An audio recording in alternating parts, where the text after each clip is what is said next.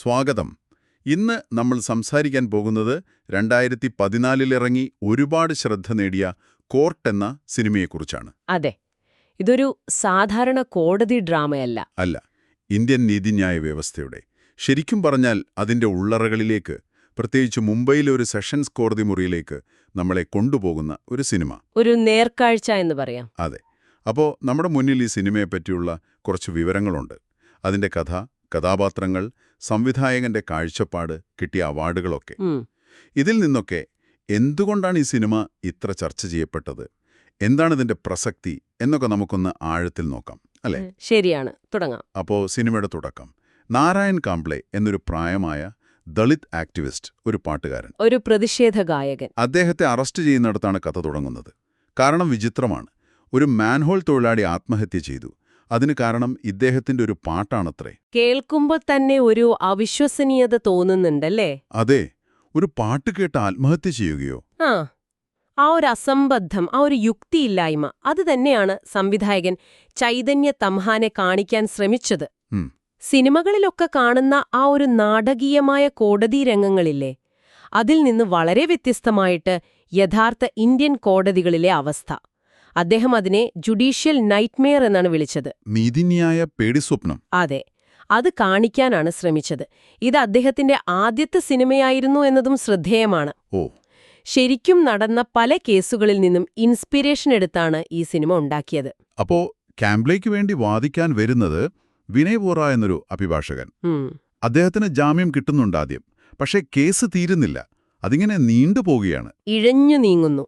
കാംബ്ലെ പറയുന്നുണ്ട്, ഞാൻ ആത്മഹത്യയെക്കുറിച്ച് പാട്ടൊക്കെ പാടിയിട്ടുണ്ട്, പക്ഷെ അന്നത്തെ ദിവസം പാടിയോന്ന് ഓർമ്മയില്ല, ആരെയും കൊല്ലാൻ വേണ്ടി പാടിയതൊന്നുമല്ല എന്നും പറയുന്നു. പക്ഷേ ഒരു സാക്ഷി വരുന്നു. അയാൾ പറയുന്നു മരിച്ച തൊഴിലാളി കാംബ്ലെയുടെ പാട്ട് പാടുന്നത് കേട്ടെന്ന്. അവിടെയാണ് ഒരു പ്രശ്നം വരുന്നത്. പക്ഷെ കാര്യങ്ങൾ കൂടുതൽ സങ്കീർണമാകുന്നത് അവിടെയല്ല. പോലീസ് കാംബ്ലെയുടെ കയ്യിൽ നിന്ന് ഒരു കത്ത് കണ്ടെടുക്കുന്നു. അത് വെച്ചിട്ട് അദ്ദേഹത്തെ ജയിലിൽ കിടക്കുന്ന വേറൊരാളുമായി ബന്ധിപ്പിക്കാൻ നോക്കുന്നു. അശ്വിൻ ഭഗത് എന്നൊരാൾ. തീവ്രവാദ ബന്ധം പോലെ. ഏതാണ്ട് അതുപോലെ. നഗരത്തിൽ എന്തോ നിയമവിരുദ്ധ പ്രവർത്തനം പ്ലാൻ ചെയ്യുന്നു എന്നൊക്കെയാണ് ആരോപണം. പക്ഷെ വോറ വാദിക്കുന്നുണ്ട്, ആ കത്തിൽ ആ ഭഗത് പറയുന്നത്, ഞാൻ ജയിലിലാണ്, എന്റെ അമ്മയെ ഒന്ന് നോക്കണേന്ന് കാംബ്ലെയോട് അപേക്ഷിക്കുക മാത്രമാണ് ചെയ്തതെന്ന്. ഓ, അത്രയുള്ളോ? അതെ. അതോടൊപ്പം വേറൊരു കാര്യം കൂടി വരുന്നു. കാംബ്ലെയുടെ കയ്യിൽ നിരോധിക്കപ്പെട്ട 2 പുസ്തകങ്ങളുണ്ടായിരുന്നു എന്ന് പ്രോസിക്യൂട്ടർ പറയുന്നു. നിരോധിച്ച പുസ്തകങ്ങളോ? അതെ. പക്ഷെ വോറ പറയുന്നു, ഒന്ന് യോഗയെക്കുറിച്ചുള്ള പുസ്തകമാണ്, മറ്റേത് ഗോയമാരി എന്നൊരു വിഭാഗത്തിന്റെ ആചാരങ്ങളെ വിമർശിക്കുന്നൊരു പുസ്തകമാണ്. അത്രയുള്ളൂ? അതെ. പക്ഷെ പിന്നീട് ഈ ഗോയമാരി വിഭാഗക്കാർ വോറയെ ആക്രമിക്കുന്നുണ്ട് സിനിമയില്. ശരിക്കും? അപ്പോൾ കാര്യങ്ങൾ കൂടുതൽ പ്രശ്നത്തിലേക്ക് പോവുകയാണ്. പക്ഷേ എനിക്ക് തോന്നുന്നു കേസിന്റെ ഗതി മാറ്റുന്നത് ആ മരിച്ചയാളുടെ ഭാര്യയുടെ മൊഴിയാണ്. തീർച്ചയായും അതൊരു പ്രധാന വഴിത്തിരിവാണ്. അവർ കോടതിയിൽ വന്ന് പറയുന്നത് കേൾക്കുമ്പോൾ ഈ കേസ് തന്നെ ഇല്ലാതാവുകയല്ലേ? അതെ, അവർ പറയുന്നത് തന്റെ ഭർത്താവിന് മാൻഹോളിലിറങ്ങാൻ യാതൊരു സുരക്ഷാ ഉപകരണവും ഉണ്ടായിരുന്നില്ല.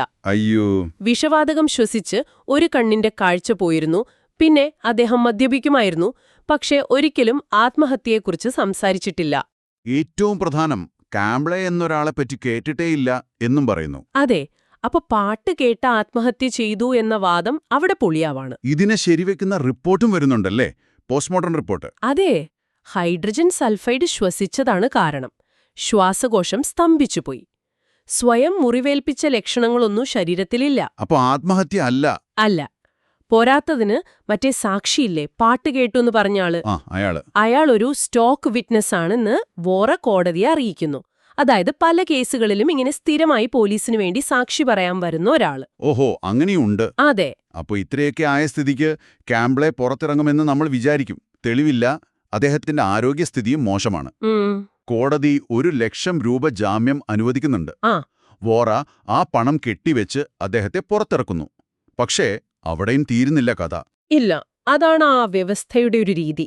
നാടൻ കലാശില്പശാലകൾ നടത്തുന്നു എന്ന പേരിൽ അതിന്റെ മറവിൽ രാജ്യദ്രോഹപരമായ ക്യാമ്പുകൾ നടത്തിയെന്ന് പറഞ്ഞ് പുതിയ കേസ്, വീണ്ടും അറസ്റ്റ്. ശരിക്കും ഭീകരമാണത്. ഇത് കാണുമ്പോൾ നമുക്കൊരുതരം നിസ്സഹായതയാണ് തോന്നുന്നത്. തീർച്ചയായും. ഈ പുതിയ ആരോപണവും കെട്ടിച്ചമച്ചതാണെന്ന് കാംബ്ലെ പറയുന്നുണ്ട്. വോറ അദ്ദേഹത്തിന്റെ ആരോഗ്യാവസ്ഥ ചൂണ്ടിക്കാട്ടി അറസ്റ്റ് പുനഃപരിശോധിക്കാൻ പറയുന്നു. പക്ഷെ ജഡ്ജിയുടെ മറുപടി എന്താണ്? ഹൈക്കോടതിയെ സമീപിക്കാൻ കൈയൊഴിയുകയാണ്. അതെ, ഇതൊരു വല്ലാത്ത അവസ്ഥയാണ്. ആ സിസ്റ്റത്തിൽ പെട്ടുപോയാൽ പിന്നെ രക്ഷയില്ല എന്നൊരു തോന്നല്. അതൊരു തുടർക്കഥ പോലെയാണ് സിനിമ കാണിക്കുന്നത്. സിനിമയുടെ അവസാനം അതാണ് എന്നെ കൂടുതൽ ചിന്തിപ്പിച്ചത്. ഈ കേസിലെ ജഡ്ജി അദ്ദേഹം ഫാമിലിയുമായിട്ട് ഒരു ഹോളിഡേ ട്രിപ്പിലാണ്, റിസോർട്ടില്. ഉച്ചയ്ക്കൊന്ന് മയങ്ങുമ്പോൾ പുറത്ത് കുറച്ച് കുട്ടികൾ കളിച്ചു ബഹളം വയ്ക്കുന്നു. ഉറക്കം പോയ ദേഷ്യത്തിൽ ജഡ്ജി പുറത്തിറങ്ങി വന്ന് ഒരു കുട്ടിയെ അടിക്കുന്നു. അതെ, ആ രംഗം കോടതിയിൽ അത്രയും ഗൗരവത്തിൽ ശ്രദ്ധയോടെ ഇരിക്കുന്ന ആ മനുഷ്യൻ പെട്ടെന്നിങ്ങനെ പ്രതികരിക്കുന്നത് കാണുമ്പോൾ ഇതെന്താണ് അർത്ഥമാക്കുന്നത്? വ്യവസ്ഥയെപ്പറ്റിയാണോ അതോ ആ വ്യക്തിയെപ്പറ്റിയാണോ പറയുന്നത്? അതൊരു വളരെ പ്രധാനപ്പെട്ട പോയിന്റാണ്. സംവിധായകൻ തമ്ഹാനെ തന്നെ പറഞ്ഞിട്ടുണ്ട്, ഇത് ഇന്ത്യൻ നീതിന്യായ വ്യവസ്ഥയെ മാത്രം വിമർശിക്കുന്ന ഒരു സിനിമയല്ല, മറിച്ച് ആ വ്യവസ്ഥയെ പ്രവർത്തിപ്പിക്കുന്ന മനുഷ്യരെക്കുറിച്ചാണ്. നമ്മളെപ്പോലുള്ള സാധാരണ മനുഷ്യർ, അവരുടെ ഘടനാപരവും അതേസമയം മാനുഷികവുമായ പരാജയങ്ങൾ. അത് ഇന്ത്യൻ ജുഡീഷ്യറിക്ക് മാത്രമല്ല, ഒരു അധികാരഘടനയുള്ള ഏത് സ്ഥാപനത്തിനും ബാധകമാണ്. ശരിയാണ്. ആ ജഡ്ജിയുടെ അവസാനത്തെ ആ പ്രവൃത്തി, ആ അസഹിഷ്ണുത, കുട്ടിയോടുള്ള ആ ഒരു ദേഷ്യം, അത് കോടതിക്ക് പുറത്തുള്ള അദ്ദേഹത്തിന്റെ വ്യക്തിത്വത്തിന്റെ ഭാഗമാണ്. ആ വ്യക്തിപരമായ കാര്യങ്ങൾ, മുൻവിധികൾ, ബലഹീനതകൾ, അതെങ്ങനെ ഒരു പരിധിവരെ ഔദ്യോഗിക കാര്യങ്ങളെയും സ്വാധീനിച്ചേക്കാം എന്നൊരു സൂചന അതിലുണ്ട്. ശരിയാണ്. ചില നിരൂപകർ ഇതിനെ കാഫ്കയുടെ ദി ട്രയലൊക്കെ ആയിട്ട് താരതമ്യം ചെയ്യുന്നുണ്ട്. ഉവ്വ്. ഒരു യുക്തിയുമില്ലാത്ത അസംബന്ധമായ ഒരു ലോകത്ത് പെട്ടുപോകുന്ന ഒരാളുടെ അവസ്ഥ. ആ ബ്ലാക്ക് കോമഡി നിങ്ങൾ ശ്രദ്ധിച്ചിരുന്നു? വോറ വാദിച്ചുകൊണ്ടിരിക്കുമ്പോൾ ഒരാൾ ഫാൻ നന്നാക്കാൻ വരുന്നു. അതെ അതെ.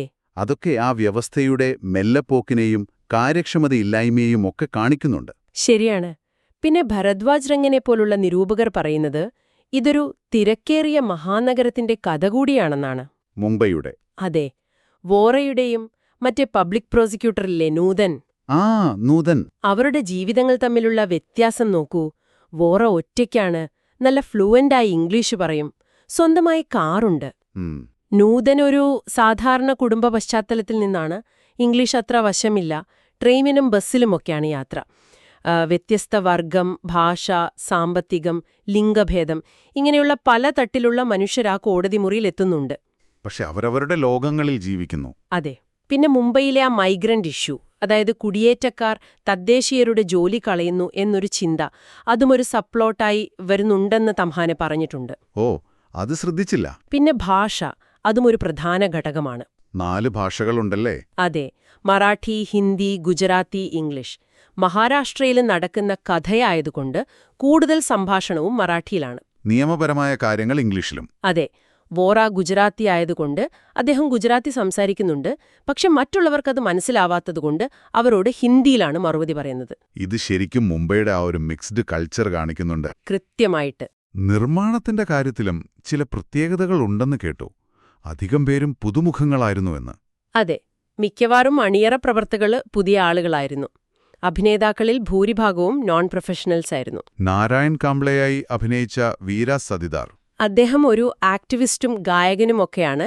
അതുപോലെ വക്കീൽ വിനയ് വോറയായി അഭിനയിച്ചത് സിനിമയുടെ പ്രൊഡ്യൂസർ തന്നെയായ വിവേക് ഗോംബറാണ്. ഓഹോ. അതെ. അപ്പോ ഇത്രയധികം പുതുമുഖങ്ങളെ വെച്ച് ആദ്യ സിനിമയായിരുന്നിട്ട് കൂടി ഈ സിനിമ നേടിയ അംഗീകാരങ്ങൾ വലുതാണ്. വളരെ വലുതാണ്. 2014 വെനീസ് ഫിലിം ഫെസ്റ്റിവലിൽ തന്നെ 2 പ്രധാനപ്പെട്ട അവാർഡുകൾ കിട്ടി. Horizons award. അതെ. മികച്ച സിനിമയ്ക്കുള്ള ഹൊറൈസൺസ് അവാർഡും മികച്ച നവാഗത സംവിധായകനുള്ള ലൂയിജി ഡി ലോറന്റിസ് അവാർഡും. അതൊരു വലിയ തുടക്കമായിരുന്നു. പിന്നീട് ലോകമെമ്പാടുമുള്ള ഫെസ്റ്റിവലുകളിൽ നിന്ന് ഏകദേശം 18ലധികം അവാർഡുകൾ കിട്ടിയിട്ടുണ്ട്. ഇന്ത്യയിലും കിട്ടിയല്ലോ നാഷണൽ അവാർഡ്. അതെ. 62ാമത് ദേശീയ ചലച്ചിത്ര പുരസ്കാരങ്ങളിൽ മികച്ച ഫീച്ചർ ഫിൽമിനുള്ള സുവർണ കമലം നേടി. അത് അതിന്റെ കലാമൂല്യവും സ്വീകാര്യതയും ഉറപ്പിക്കുന്നു. അപ്പോൾ നമ്മൾ ഈ സംസാരിച്ച കാര്യങ്ങളൊക്കെ വെച്ച് നോക്കുമ്പോൾ 2014 ഇറങ്ങിയ സിനിമ മുംബൈയിലെ ഒരു കോടതി, ഇതിനെപ്പറ്റി നമ്മൾ ഇന്ന് സംസാരിക്കുന്നതിന്റെ പ്രസക്തി എന്താണ്? നമ്മുടെ ചുറ്റുമുള്ള സിസ്റ്റം എന്ന് നമ്മൾ പറയുന്ന കാര്യങ്ങളില്ലേ, അത് കോടതിയാവാം, സർക്കാർ ഓഫീസാവാം, എന്തുമാവാം. അതെങ്ങനെയാണ് ചിലപ്പോൾ പ്രവർത്തിക്കുന്നത്, അല്ലെങ്കിൽ എവിടെയാണ് പരാജയപ്പെടുന്നത് എന്നതിനെക്കുറിച്ച് ഈ സിനിമ എന്തെങ്കിലും പറയുന്നുണ്ടോ? നിങ്ങൾക്കെന്താണ് തോന്നുന്നത്? അതൊരു നല്ല ചോദ്യമാണ്. ഈ സിനിമയെ നമ്മൾ ഇന്ത്യൻ നീതിന്യായ വ്യവസ്ഥയുടെ മാത്രം ഒരു ചിത്രമായി കാണേണ്ടതില്ല. അല്ല, വലിയ സംവിധാനങ്ങൾ, ബ്യൂറോക്രാസി, അതിന്റെ ചില അസംബന്ധ നാടകങ്ങൾ, അതിനുള്ളിലെ മനുഷ്യർ, അവരുടെ അലസത, മുൻവിധികൾ, നിസ്സഹായത, ചിലപ്പോൾ ക്രൂരത പോലും. ശരിയാണ്. ഇതെല്ലാം മനസ്സിലാക്കാൻ ഈ സിനിമ ഒരു കണ്ണാടി പോലെയാണ്. നീതി, നിയമം, അധികാരം, തെളിവ് ഇവയുടെയൊക്കെ പ്രായോഗികതയെക്കുറിച്ച് ഒന്നുകൂടി ചിന്തിക്കാൻ ഇത് പ്രേരിപ്പിക്കും. അപ്പോ ചുരുക്കി പറഞ്ഞാൽ കോർട്ട് ഇന്ത്യൻ നീതിന്യായ വ്യവസ്ഥയുടെ, പ്രത്യേകിച്ച് താഴെത്തട്ടിലുള്ള കോടതിയുടെ ഒരു റിയലിസ്റ്റിക് ചിത്രീകരണമാണ്. പക്ഷെ അതിനപ്പുറം ആ വ്യവസ്ഥയ്ക്കുള്ളിലെ മനുഷ്യരിലേക്കും അവരുടെ സാധാരണ ജീവിതത്തിലേക്കും പരിമിതികളിലേക്കും കൂടി ശ്രദ്ധ തിരിക്കുന്ന ലോകം മുഴുവൻ അംഗീകരിച്ചൊരു സിനിമ. അതെ. ഈ ചർച്ച അവസാനിപ്പിക്കുമ്പോൾ ഞാൻ നേരത്തെ പറഞ്ഞ ആ അവസാന രംഗം ഒന്നുകൂടി ഓർമ്മിപ്പിക്കുകയാണ്. ആ ജഡ്ജിയുടെ രംഗം. അതെ. ക്യാംബ്ലയുടെ കേസ് എങ്ങും എത്താതെ നീണ്ടുപോകുന്നു. നിയമത്തിന്റെ നൂലാമാലകളിൽ കുരുങ്ങിക്കിടക്കുന്നു. പക്ഷെ അതേസമയം ആ കേസിലെ ന്യായാധിപൻ തന്റെ വ്യക്തിപരമായ ജീവിതത്തിൽ ഒരു ചെറിയ അസൗകര്യം, കുട്ടികൾ ബഹളം വെച്ചത് സഹിക്കാൻ പറ്റാതെ അക്രമാസക്തനാവുന്നു. ഒരു വൈരുദ്ധ്യം. അതെ. ആ ഔദ്യോഗിക പദവിയും വ്യക്തിപരമായ സ്വഭാവവും തമ്മിലുള്ളൊരു ബന്ധം അല്ലെങ്കിൽ വേർതിരിവ്, കോടതിക്ക് പുറത്തും ആ അധികാര മനോഭാവം എങ്ങനെ പ്രവർത്തിക്കുന്നു എന്നതിനെക്കുറിച്ചുള്ള ഒരു സൂചന അതിലുണ്ട്. ഈ വ്യക്തിയും വ്യവസ്ഥയും തമ്മിലുള്ള ബന്ധം ഒരുപക്ഷെ നിങ്ങൾക്കിതിനെക്കുറിച്ച് തുടർന്നും ആലോചിക്കാവുന്നതാണ്. തീർച്ചയായും. ഈ സിനിമയെക്കുറിച്ച് ഇത്രയും വിശദമായി സംസാരിച്ചതിന് വളരെ നന്ദി. ഈ വിശകലനത്തിൽ ഞങ്ങളോടൊപ്പം ചേർന്ന നിങ്ങൾക്കും നന്ദി. അടുത്ത തവണ മറ്റൊരു വിഷയവുമായി കാണാം.